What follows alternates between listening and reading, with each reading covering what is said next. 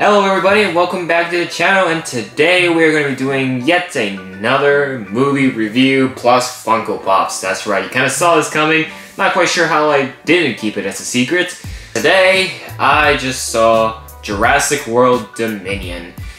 The long-awaited epic conclusion to the Jurassic Park series. Now for the first time, when I first started the Spider-Man No Way Home review, I had no pops, obviously. And then later on, when I did the Doctor Strange and the Multiverse of Madness review, I only had like 1 or 2 pops.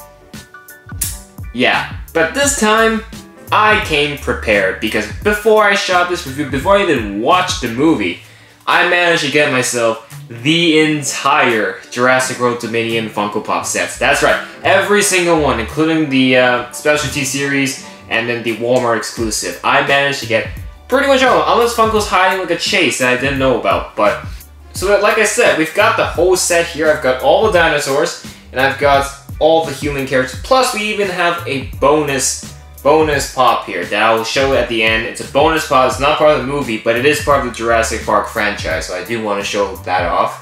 So there's that. So let's start with the first 2 Jurassic World pops I ever picked, or Dominion pops I ever picked up. So let's go over the dinosaurs first, because to be honest, when it comes to these Jurassic Park movies, I'm kind of more invested in the dinos than the human characters, even though the humans are very important in this franchise. But I'm more into the dinos. So, let's start with this one. This was the first one I picked up, and it's a little bit, the name is a little bit hard to pronounce, don't you think? So I'm gonna try, but don't make fun of me if I butcher it. I am not a paleontologist. I just know this by the franchise. I don't even know. Whatever, I'm gonna try this. The Therizinosaurus. Did I get that right? I don't know. But he's definitely one of the new dinosaurs introduced in the movie. He is what I like to call the Freddy Krueger dinosaur because of his long claws. He's not exactly as big as the T-Rex, but he is huge. And I will say, without giving away too much of the movie, he is quite a formidable dinosaur in the movie, I will say that. You'll probably recognize him from the long claws, so I just like to, like I said, I like to call him the Freddy Krueger of the dinosaurs. But overall, this is the only regular dino that has his that has his box standing on vertically. As you can see, all your dinos are going to be this way, like Baby Yoda. So next up, we have an Atrociraptor, and I'm going to take this time right now to pull out the other Atrociraptor that I got from Mind Games.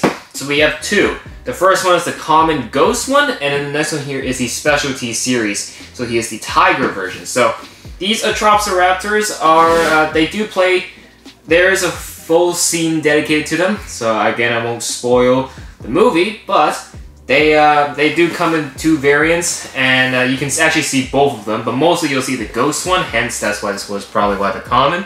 This stood out to me as a miniature Indominus Rex. Obviously, this is not an Indominus Rex, this is a bred Atrociraptor, and I love the color scheme of it. It's got the red eyes, so you can see why I kind of connected it to the Indominus pretty quickly.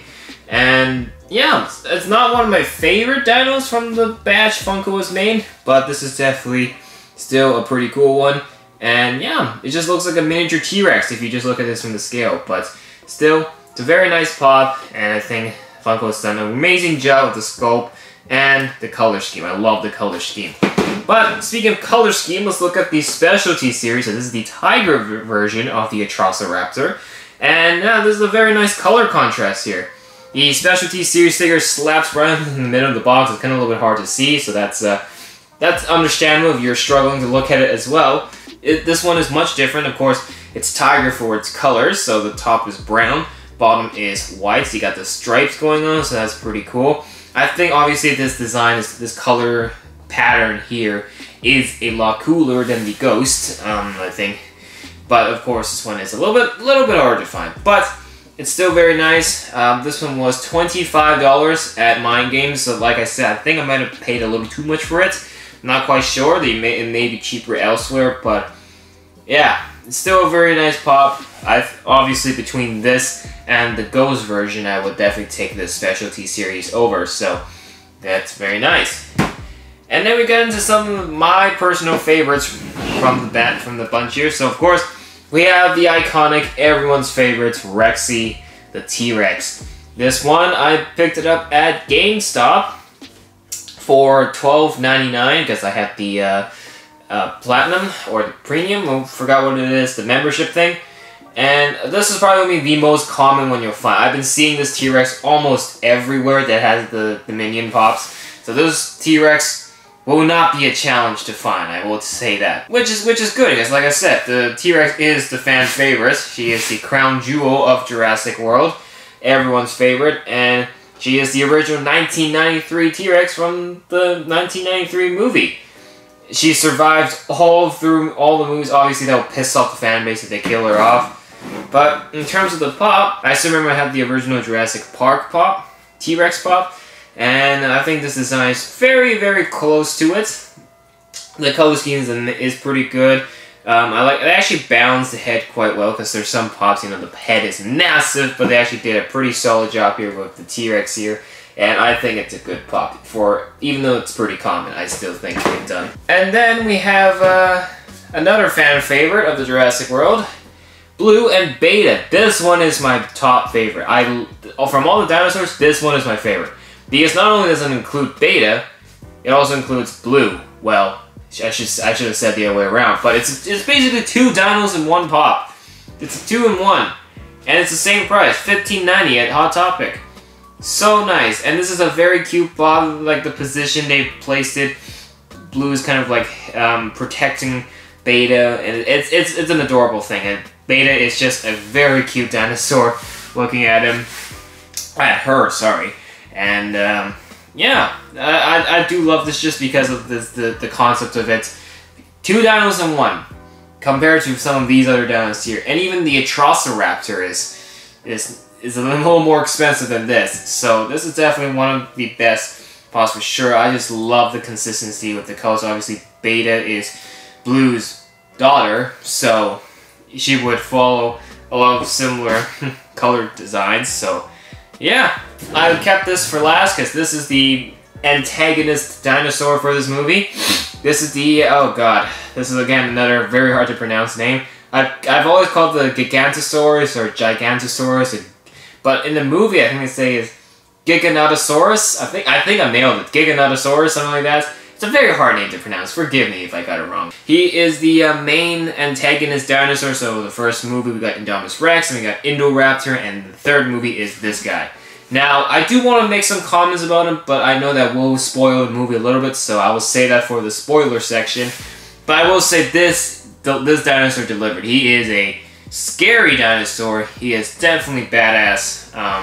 And this, in terms of this pop, love the yellow eyes. I love the design of it. The green, olive green, really strikes it very nicely. Because I will say this is not much of a spoiler. It's kind of hard to see the Giganotosaurus in the dark because the scene is set in the dark at night, so it's a little bit hard to see. But Funko managed to just look past it and stretch out the colors and make it look beautiful on this. So yeah, with that being said, these are all the dinosaurs, and now let's take a look at some of the humans. Of course, the big thing about this Jurassic World Dominion is the original cast returns from the original Jurassic Park movies. But first, let's look at the current people we have in the current Jurassic World. So, Owen, we have our Chris Pratt here, we have our Bryce Dallas Howard, Claire, and then of course, I forgot the actress name, but Macy. So these three, again, Macy may be a little hard to find, but I definitely see Claire and Owen pretty much everywhere, so they're actually quite common. I've also picked these guys up at Hot Topic for $15.90, same as the Giganotosaurus.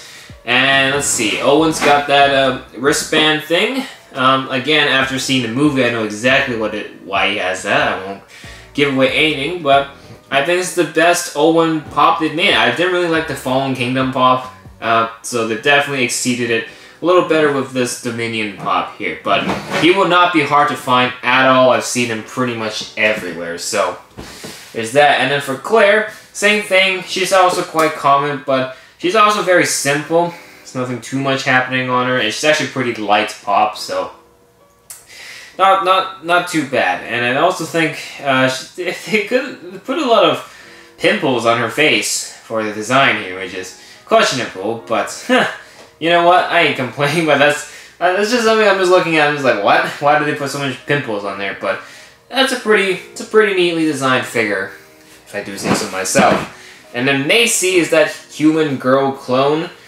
from Fallen Kingdom. I do like the outfit she's got here, with the hoodie, the sweater. Really looks like a normal teenager. It kind of looks like something Eleven would wear from Stranger Things, but a little more modern. You know, something a lot more teenagers could relate to. And actually, this will be an outfit that they wear. But I think she is 14 years old in the movie, so not my age, but a little younger. Way younger for me. So there's that. But again, this is from the humans. She's actually a pretty well-designed human pop from this line. So now let's look at the original cast. They have all returned for this movie.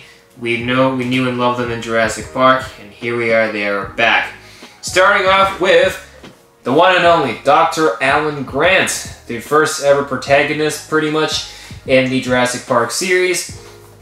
And look at that, my guy hasn't aged a day. He's grown a beard for sure, but still looks great.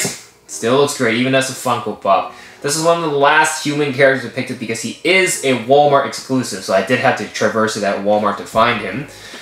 It was not easy to find it, I will tell you that. You'll hear the story in the actual video where I do the haul. And then we have Dr. Ellie Sattler, who is also returned. I forgot the actress who plays her, but I don't know about this one. I'm not too big of a fan of the design here. Just a very simple cowboy Texas-like outfit. I'm not my favorite human pop from the line here. I think between her and Alan Grant, definitely Alan Grant stands out more for me here. No, I think she's definitely my least favorite from the line here. And finally, but definitely not the least, we have Dr. Ian Malcolm, Jeff Goldblum. Oh yeah. He looks pretty solid with the suits. He's got a watch. But other than that, he's very similar. Your average, just like Ellie Sattler. It's like a pretty average Jeff Goldblum pop. I mean, Funko did make the one from the scene where in his younger days he has his shirt flap. They can see his abs. From that, they actually made a pop of that. But I don't have that pop. But this is the older version of Ian Malcolm a couple decades later. The glasses definitely looks great on him, and it'll be nice if he also got his own beard, just like Alan Grant's. But yeah, so that's the original cast, and then I showed you the current cast. The humans here, Dr. Alan Grant, definitely my favorite, with Macy being closely behind. And then for the dinosaurs, Blue and Beta, definitely my favorite. Giganotosaurus and the T-Rex are definitely my favorites as well. I'm not done yet. We have a couple more pops, because Funko also made 2 10-inches for this Jurassic World Dominion line, and that is why I had to go to Walmart to get them, because these were ones that were Walmart exclusives. Dr. Alan Grant was one of them, but the other one is the 10-inch T-Rex, which I had to go to Walmart to get. I didn't even know Walmart had it till later. My friend told me. Alright, I'm at Walmart. Look what I just found. The 10-inch Gigantosaurus and the Walmart exclusive T-Rex. And I'm going to try digging for the Alan Grant, because that's also a Walmart exclusive. But let's see if I can find it. I'm pretty sure. Oh, look at that. Right behind there. You can see it. There's an Alan Grant at the back. Sweet. I just hit a jackpot here at Walmart. Nice. I came here yesterday. I didn't see it, but let's go. But when I got to Walmart, expecting only to get T-Rex and Alan, they also had this. Which is great, because I was going to order this off HotTopic.com, but thank God I held back and checked Walmart first. So, I've also managed to pick this up at Walmart, and this is the 10-inch Giganotosaurus. I swear to God I better be saying it right. But, it's been a while since I got myself a 10-inch pop, so it's great. This is the perfect one. This will sit very well next to my Godzilla stuff. And let's see, the 10-inch Giganotosaurus. Very nice. I mean, obviously it's a 10-inch, so he's got way more details happening. He's got the scratch marks, you can see. He's in a completely different pose than from the normal 4-inch, so that is good. There is a big difference, and that is a good thing. It's not just an upscaled version of the same pop. The base he's sitting on is also very nice. Also like the position he's in, like the roar position he's in is also done very well. And then of course the eyes, that's consistency. They still have the yellow eyes. And that is also very well done. Giganotosaurus, this is the common one, so you're probably going to find it's a little more easier. And of course, because I mentioned it, the whole reason why I even went to Walmart was to get this, the Walmart exclusive 10-inch T-Rex, a 10-inch Rexy. Very, very nice. Of course, I went to the store expecting this and Alan Grant, but of course the Giganotosaurus was unexpected, but this was the main priority. And yes, I have the sticker, the Walmart exclusive sticker. Thank God for that. Let's see, what do I think? Well, definitely, it's kind of like an upscaled version of the 4-inch, because the position she's in is very similar. But still very nice, just kind of getting that roar. Not exactly doing the same pose as the Giganotosaurus. I kind of wish they did one when she was doing her iconic pose from the first Jurassic Park movie. Obviously, the T-Rex doesn't have too much details as the Giganotosaurus, but she still looks really nice with the brown, yeah, that's her one consistent color scheme, the brown. And honestly, this is really good. The dinosaurs are huge, so this is the perfect 10-inch to add to the collection. That is it for the Jurassic World Dominion Pops. I did mention in the beginning that there's a bonus pop. I found this one at Toys R Us, and in spirit of this video, because I was about to film this video when I bought it, I grabbed it. Why not? It's a returning character anyways, and this is the first time Funko actually has a Triceratops pop. So I don't recall Funko having any other Triceratops pop, so this is definitely a first. So this is Dr. Ellie Sattler with the Triceratops from that scene, of course, where the Triceratops is sick. Which is perfect because, of course, Ellie Sattler is back. We have the older version here, and we have the younger version right here in this movie moment pop, which is very nice. This one was $50, so it just costed as much as these two 10-inch pops. This is the exact same price. I definitely like the Triceratops. I think he's done very well, and that definitely this is one you should display out of the box just to get the full experience of that movie moment. The younger Ellie Sattler here is, I think the outfit she's wearing here is much better than the one we have, the older version of her. Just with the pink jacket and everything. Yeah, this is a much more, I think this is a much more suitable outfit for her instead of this Texas-like cowgirl outfit. With all the pops aside, now it is time to talk about the movie. Now, this is the non-spoiler part, of course. Yeah, if you haven't heard, the movie wasn't received too well by the critics and the fans. Now, here's where I'll stand by it. It definitely has flaws. It's not the best Jurassic Park movie ever made. There was a lot of directions the movie went to that I just went like, why? But the movie isn't crap. The movie isn't trash, as a lot of people are thinking. I think the movie just lacked potential. It really lacked potential. But it's not terrible. The dinosaurs were excellent. Like I said, the characters were great. The Giganotosaurus was an awesome dinosaur. Great to see Rexy back, but a lot of it has been scaled down because of different subplots happening in the movie.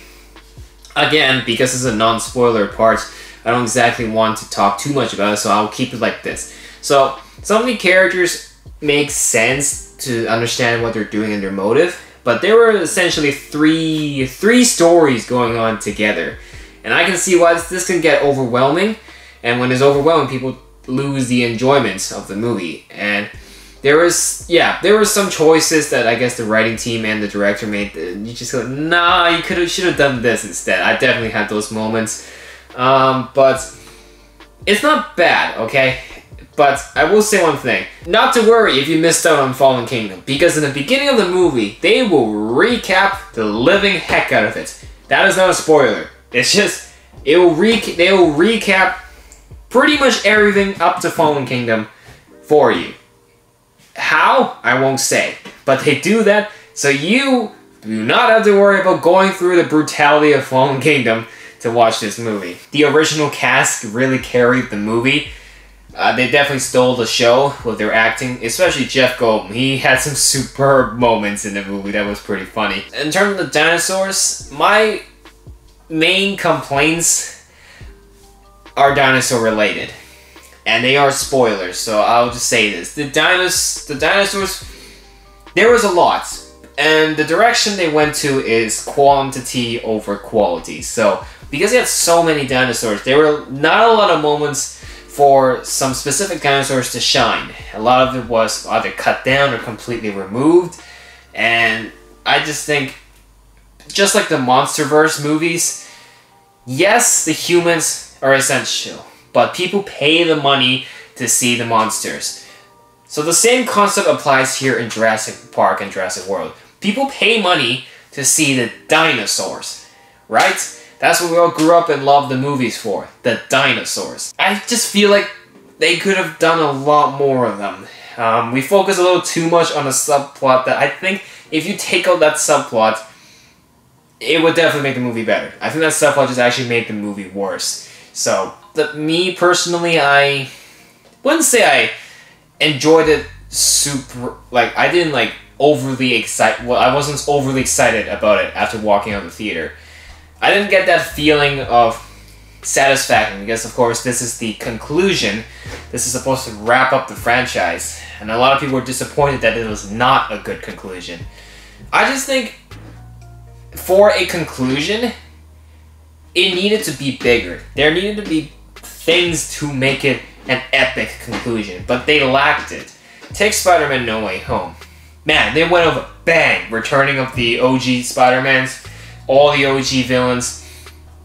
There was a lot, but they executed each very well. There was quality going with the quantity.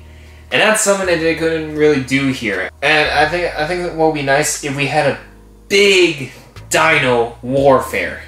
That would be pretty cool. It's not necessarily a spoiler because it didn't exactly happen in the movie. But I think it would be really cool for a conclusion, just a big dino brawl. You know, a big dino warfare. That will get everyone standing on their seats and just cheering and whooping. But they really held the reins a little bit. They were kind of pulled back. They weren't that ambitious. I don't hate it. It's not trash. I think this is better than Fallen Kingdom. Fallen Kingdom, I'm sorry, that is trash. But it isn't perfect. I feel like this movie could have more potential. So my final score will be a 6 out of 10, which is still pretty generous. I think a lot of people are giving it like 3s or 5s or 4s. I'm gonna give it a 6. Lacked a lot, but it was still a good movie to watch. I enjoyed it in the theaters. I did not watch it in D-Box, but I've heard if you watch it in D-Box, it actually makes the experience even cooler. I watched it in Ultra AVX. It's a movie worth going to the theaters to watch. This has the same kind of level as Doctor Strange and the Multiverse of Madness. So I will say, go watch it, see what you think, and hopefully you can see what I'm talking about, what made the movie so badly received. So yeah, that's the spoilers part. That's the non-spoilers part done. So now I'm going to dive into deep spoiler territory where can I really let loose and actually talk about some stuff without needing to restrain myself. So, if you have not seen the movie, don't want to get spoiled, click away now. And this is your chance. And if you're still with us, either you've seen a movie or you just want to get spoiled, alright, let's get right into it. There wasn't enough dinos. There wasn't enough dino action. There seriously wasn't enough dino action. My first and most important complaint was that final battle. The final battle, as you would probably guess, took place between the T-Rex and the Giganotosaurus. But what was the motive? The motive was just they were both apex predators. They were placed in the same area. And of course, in the laws of nature, there can only be one apex predator to keep the food chain in check. That was it. So we got that very similar situation where our humans are in trouble while there's a big CGI monster fight happening in the back. That's what we got with Godzilla King of the Monsters. And that is exactly what happened here in Dominion. We have the OG cast and the current cast. We have I think we had like eight characters at once. They're caught in the middle of the act while the Giga and the T-Rex duked it out. I guess that's fine. You know, they did that with so many of their previous Jurassic Park movies where the dinos fight in the background. But they do have their moments where you can actually see them on screen and fight. Good. That was fine. But what really ticks me off was, number one, how quickly Rexy went down. Did we forget the part where she's a veteran? That T-Rex has been living longer than us. She's been here since 1993. Clearly, from all those years, she should be an experienced fighter. Okay, fine. The Giga may be experienced. That's fair enough. Heck, she lasted like 10 seconds against the Indominus before Blue stepped in to help. Okay, that's fair. So she had a fake death scene, and honestly, if they actually killed her off like that, that would definitely piss off the Jurassic World fans, first of all. But secondly, like I said, the motive was just they were fighting each other for the sake of the apex predator status. So why the heck did the Therizinosaurus, the Freddy Krueger dinosaur, step in? Well, it was simply because the pilot lady shot a flare. The Giga looked at the flare, which led him to the Therizinosaurus. They looked at each other and said, "Alright, I'm gonna fight you now." And then they started fighting. It was more like the Giga was trying to bite the Therizinosaurus, and the Therizinosaurus is just batting him with its long Freddy Krueger claws. Just shoot, ha! While the Giga was trying to take a bite out of its neck. That was the fight. It was more like just two siblings going at each other. Alright, that's a little bit lame. First of all, the Therizinosaurus is new. Suddenly, that dinosaur gets, like, main dinosaur status. What the heck? I feel like that dinosaur should still be in the movie, but just not at that scale. What they should have done is bring back the Spinosaurus, because the Spinosaurus it went from the most hated dinosaurs to one of the most talked about dinosaurs. And I think that Spinosaurus would have a great redemption arc right here. Because if you haven't watched Jurassic Park 3, here's what happened. The Spinosaurus fought a T-Rex, not the T-Rex, like not Rexy. It fought a T-Rex and it won. It killed the T-Rex. That pissed off a lot of the fans because they thought that fair was rigged. That fight. What I think they should have done instead with this final battle would be a redemption arc. Because what really happened, you know how the Giganosaurus died? Well, it was a 5-second team-up fight. So, while the Giga was fighting I'm just gonna call it the Freddy Krueger dinosaur. I don't want to keep saying the name every time, but the Freddy Krueger dinosaur, Therizinosaurus, make that link. But as the Giga was fighting Freddy Krueger, Rexy wakes up. She gets knocked out, turns out. She wasn't killed off, she was just knocked out. She gets up, she wakes up, and then they had this 2v1 standoff moment between the Giga, Freddy, and Rexy. And then this is the final fight. Rexy pushes. She shoves Giga into Freddy Krueger's claws, stabs him, and dies. That's it. That's the whole fight. 5 seconds. 5 whole seconds. First of all, that ain't realistic. Secondly, people pay money to see a dino fight. That is way too short. In the first Jurassic World movie, we had a whole Indominus Rex versus Rexy fight. That was an epic fight, even though Rexy needed help. Because it had a length. It was a good, I think, like good 5 minutes. Good 4 to 5 minutes. Because, well, we had the Raptor and T-Rex team up. Instead of Freddy Krueger, let's say the story plays out the same. Giga takes down Rexy. Fine, Rexy's knocked out. Then, the Giga focuses on the humans as they go to the plane. So the Giga is about to approach the humans, about to attack them. Suddenly you hear a distant roar. Our characters turn around. The Spinosaurus emerges from the shadows. That's gonna get a lot of the people in the audience to get up and start cheering.